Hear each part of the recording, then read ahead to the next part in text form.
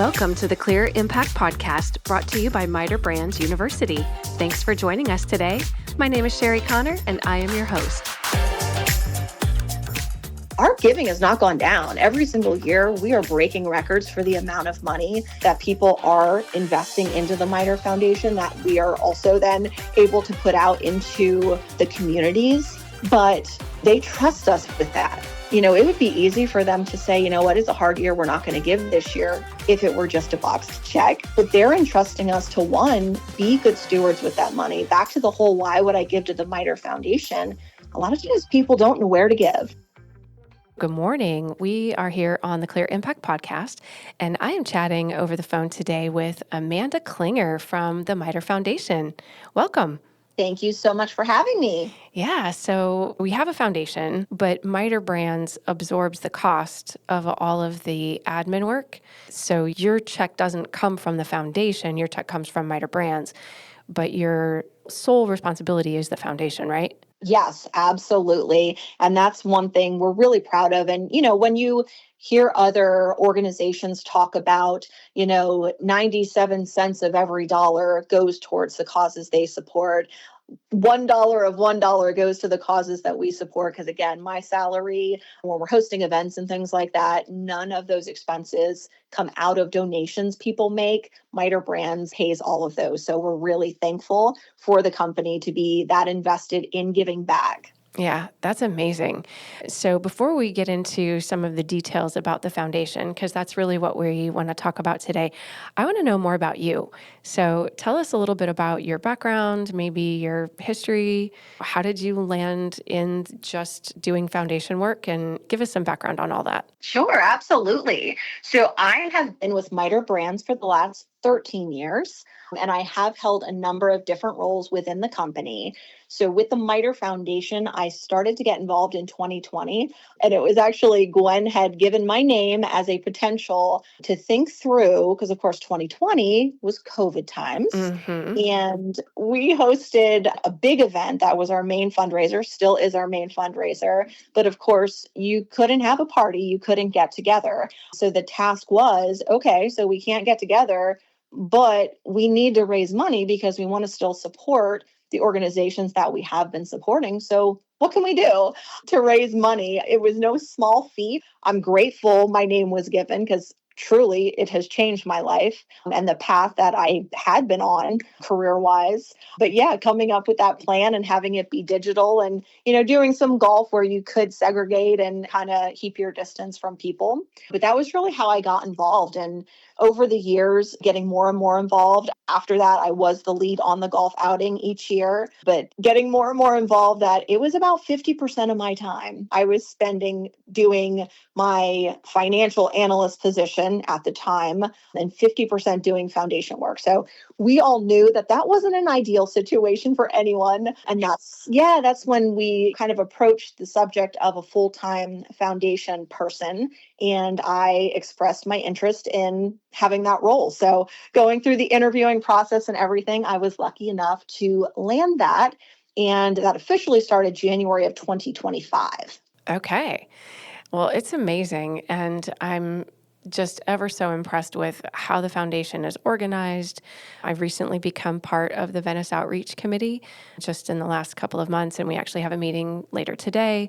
And so I'm learning more about how it all functions, but it's really a well-oiled machine. You guys have really thought through all of the different things that can happen when you're raising money, harnessing volunteer hours, and then distributing money. Right? And the due diligence behind all of it is just amazing. And so kudos to the company and to you and for all those that are involved. So I wanted just to ask you a few questions about this because there are people that might not even know we have a foundation and might not understand all the different things that go into that. And so there are 4 key areas that we focus on. And so I'd love for you to just touch on what those are. And then how did we arrive at those 4 areas? Sure. So we have community outreach. We have hero support, children's well-being, and cancer support.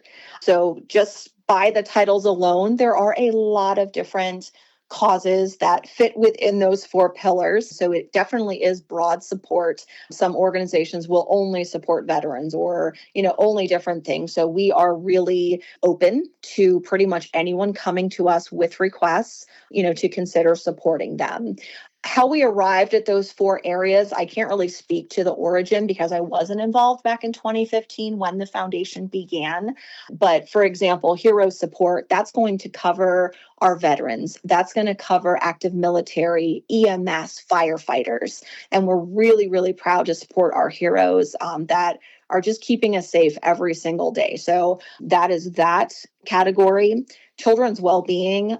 Most of us have kids, and MITER Brands is such a family first organization company that's kind of a no-brainer. We want to take care of the youth regardless of what they're going through, if it's food insecurities or they're battling cancer or something like that. Cancer support, again, is a little more widespread. That could be children, that could be really anyone that's going through that battle. We are hard pressed to find somebody who has not been affected by cancer in some way. And then I say community outreach for the last, because this can encompass a whole lot. I'm so proud of this one because for me, it's more than just giving a donation to a cause for them to go and do the good works. This is getting the money right from the MITER Foundation to potentially the neighbor down the street who lost their home in a fire. And that's directly going to them to support them right now when their greatest need is. So I love our community outreach portion of the pillar structure. That's amazing. And so how many different outreaches do we have? We did change some things around. We had a number of acquisitions, and the goal is to have a different outreach committee at every single plant.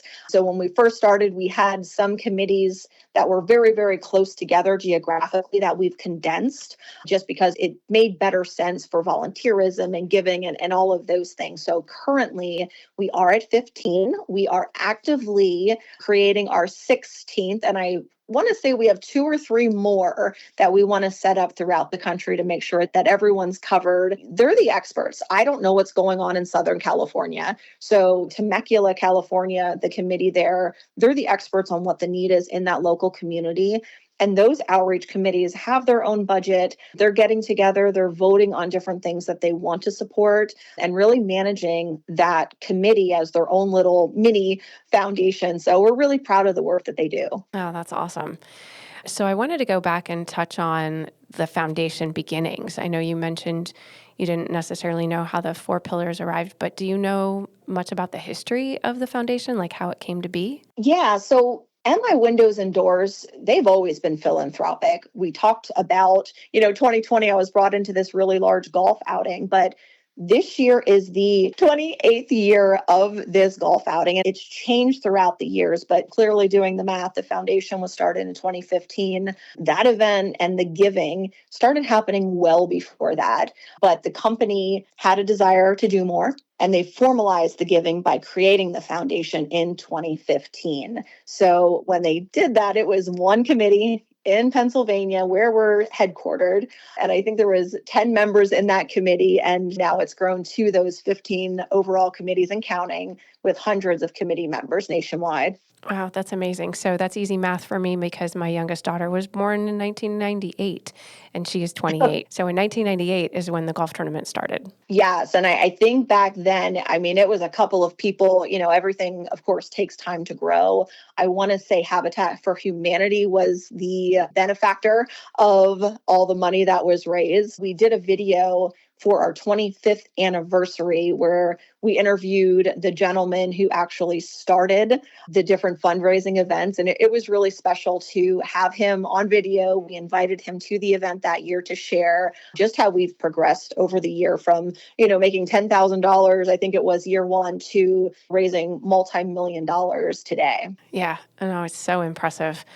Everything about it is impressive. But one of the things that I'm super impressed with is the 40 hours of volunteer time off. And this is granted to all team members, right? It is, absolutely. And it's unheard of. When it first came out, I'm like, wait, what are they giving us? You just don't hear about corporations giving that time to their team members.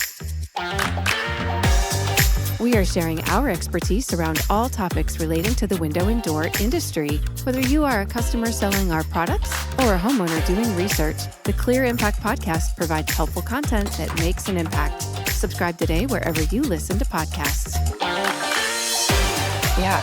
And so basically how that works, if people are not familiar with volunteer time off, is that we can go serve for a nonprofit all day and not have to use a PTO day and not have to go unpaid. And a lot of our team members are hourly employees. And so if they have the option to go work for free or go work for money, they're probably going to go work for money. And this kind of eliminates that hardship from them feeling like, oh, I really want to go help that. I really want to go be involved in that cause, but I also can't miss a day of work and I can't really take a PTO day.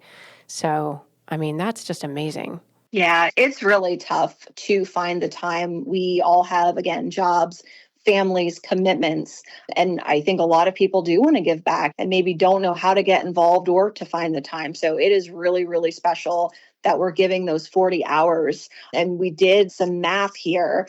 In 2025, I wrote this down so I'd get the number right. Ooh. So in 2025, our team members logged over 7,800 VTO hours. So, and again, we can do some math there. 7,800 hours is substantial in a given year, but it's also a drop in the bucket when you consider we have thousands of team members. So we have this. I would love to raise more awareness about the program, and there's no strings attached. You know, you find something that you're passionate about. And I mean, of course, you need your manager's approval to get time off of work, but you can use those VTO hours and you can volunteer with a cause that you're passionate about. So I think there is still a little bit of a disconnect where it sounds too good to be true or people don't really understand the program. But my goodness, I would love for every single team member to get out there. And it doesn't have to be volunteering with the MITER Foundation. Maybe there is something we're doing that you can use your VTO to volunteer with our foundation, but it could be anything. If you're passionate about your local food bank, or, you know, maybe your kid is involved in something that you want to go and participate in as well, and you normally wouldn't be able to because it's done during the day. I mean, these are all things that you could request to use that VTO time. Yeah, it's amazing. I think before we were acquired, PGT offered 8 hours of VTO a year, which I was like, wow, that's awesome. So Sure. I'm like 40. I get 40 hours this year. That's amazing. So I have to figure out how I'm going to spend that because I do have some opportunities coming up. Why do you think we do the 40 hours? Like, how does this benefit our company by giving people a chance to go serve in nonprofits? You know, I think the biggest benefit is we're fostering an environment where we're putting good out into the world. You watch the news, some days there's not too much good going on, but we know people still care. And getting involved to give back to those that are less fortunate or just need a hand up, it's good business. The foundation isn't a box to check. We truly care about others. We want to help however we can, including helping our fellow team members when they need a hand up. And I get asked the question all the time. So MITER Foundation is a private foundation. We do a lot of grant writing where we're giving funds to, let's say, the Ronald McDonald House or maybe a hospital foundation or things like that. And I get questions that people are curious, well, why would I give the MITER Foundation money? Why wouldn't I just donate to Ronald McDonald House or a cause that I want to support? And, you know, the answer is you don't have to give to the MITER Foundation. If you're passionate about something, just be a good steward on this earth. You know, go out and do something, get involved. And it doesn't have to be through us. And people kind of look at me sideways, they're like, you're the program manager. Aren't you supposed to be, you know, raising funds and getting volunteers and all of that? And yes, but we are here to do good, not just to collect all this so we can say, oh, the MITER Foundation raised this or gave this or did this. It is just about doing good. So ultimately, that's what we're trying to raise awareness and just, again, foster that environment where we're all giving back and doing good. I love that. And so you mentioned earlier that this role has changed your life. Can you talk more about that? Sure. I mean, I was always into finances, spreadsheets, all of those types of things. And of course, you try to plan out your career path. And I've worked for a couple of different companies and doing different things, but that was pretty much a constant. That financial aspect was something that I thought I would be doing for the rest of my life.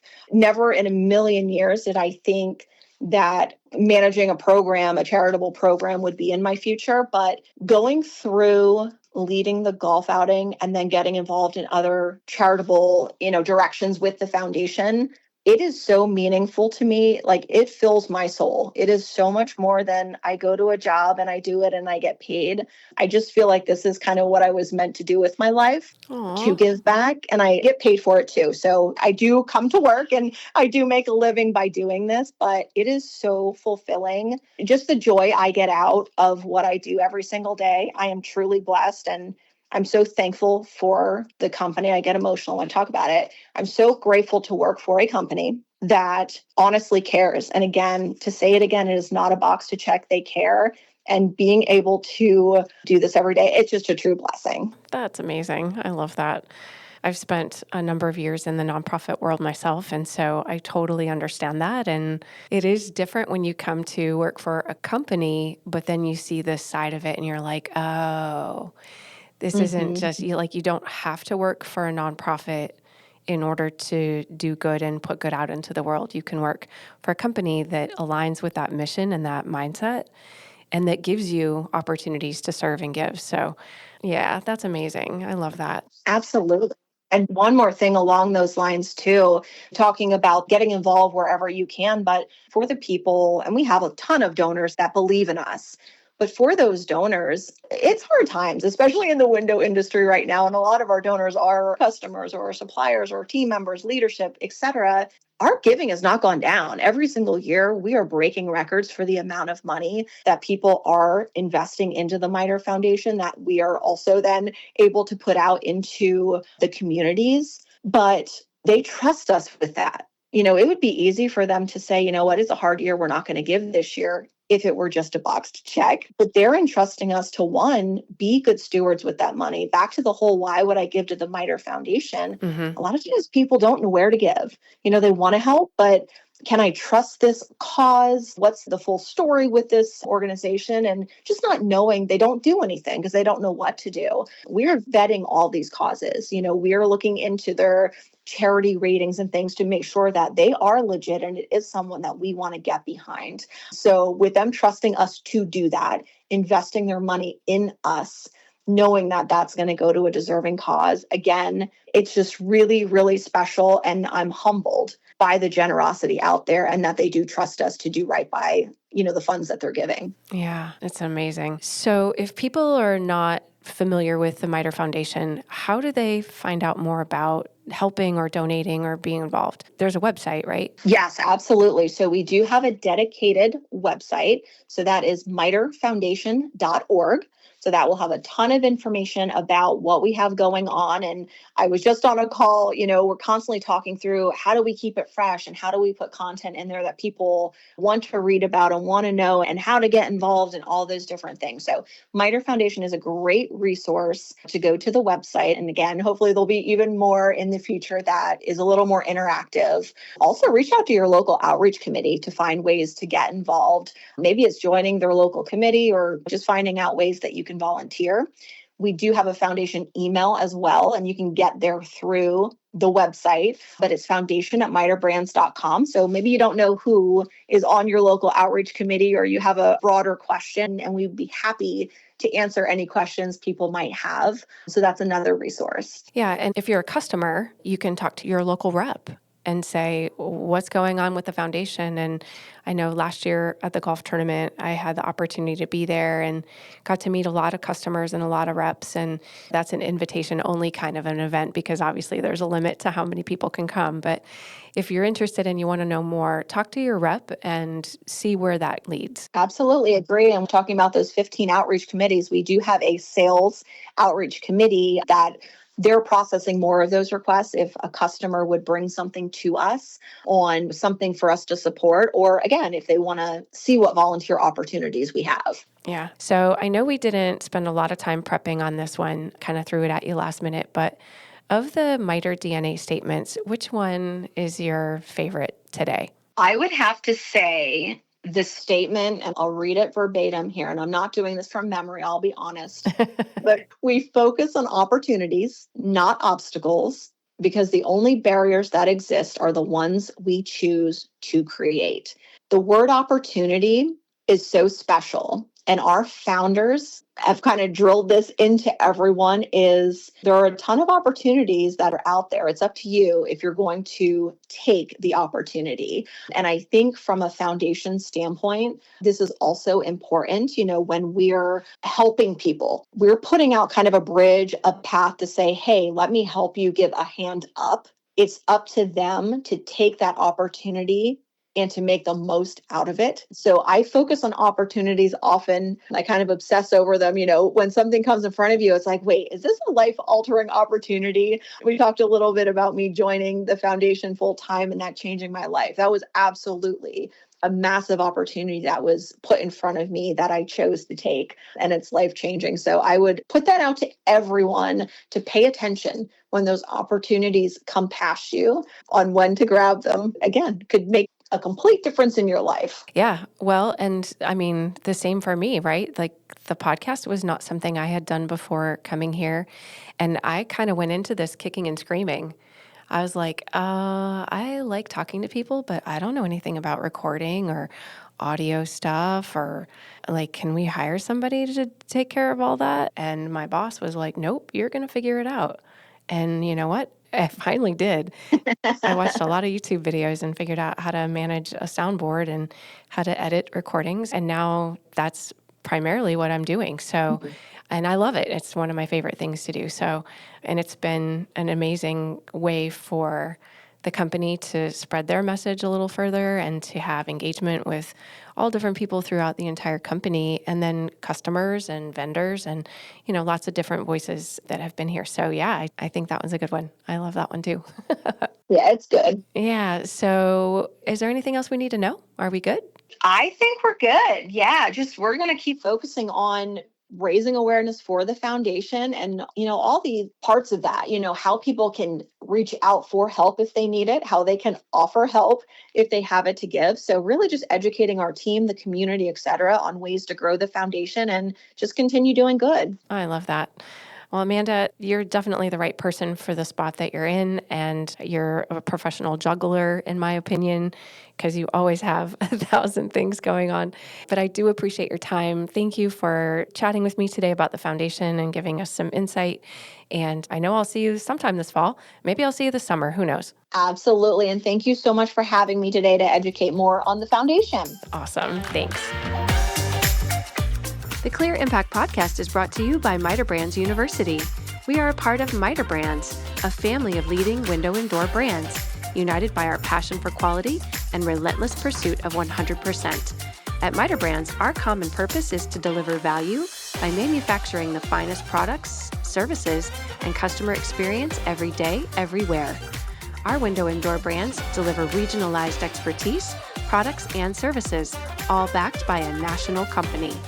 MITER Brands University is here to educate you, our listener, so that you can be a more informed consumer of window and door products.